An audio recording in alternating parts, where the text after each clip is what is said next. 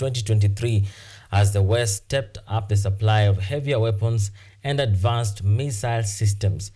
But as Henry Ridgwell reports from VOA, neither side appears to make a significant breakthrough. Listen in. Invading Russian forces seized the Ukrainian salt mining town of Soledar in January 2023 after months of brutal fighting. Russian missiles continue to rain down on Ukrainian cities. With Ukrainian forces struggling to make battlefield gains, Western allies announced they would send heavy weapons to Kyiv, including tanks and longer-range missile systems. Ahead of the first anniversary of the war in February, US President Joe Biden made an unannounced visit to Kyiv. He said Russian President Vladimir Putin had been wrong about Western commitment to Ukraine. He thought he could outlast us. I don't think he's thinking that right now.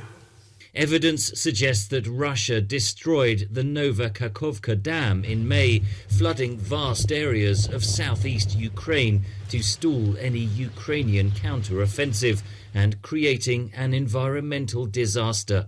Russia, in return, blamed Ukraine for the structure's collapse. By June, Ukraine was able to recapture some territory, but failed to achieve a major breakthrough in the Russian lines. The Western weapons supplies were too little, too late, says analyst Ian Bond. The Russians had a long time to build up their minefields and their fixed fortifications, so they're actually in a much stronger position than they were.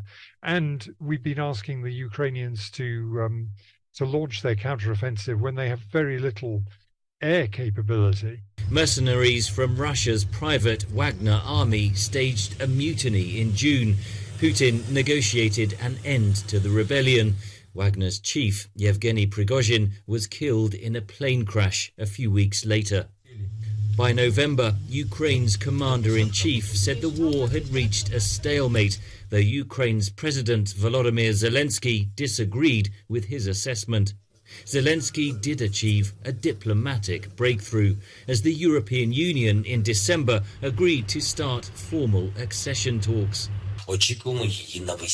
The negotiation process will not be easy, but the main thing is that historically we have made a determination. Ukraine will always be part of our common European home. But that European future remains in the balance, says analyst Olga Tokaryuk. If Ukraine is defeated, if Ukraine fails militarily, all the EU membership negotiations process is worthless. But it will not just be a defeat of Ukraine, it will be a defeat of European Union and the wider West that committed to supporting Ukraine as long as it takes. Ukrainian forces face a long, bitter winter on the front lines, with vital military aid packages held up in both the United States and the European Union. Analysts say Ukraine's greatest concern for the coming year is Western fatigue, as the US presidential election looms at the end of 2024. Henry Ridgwell, VOA News, London.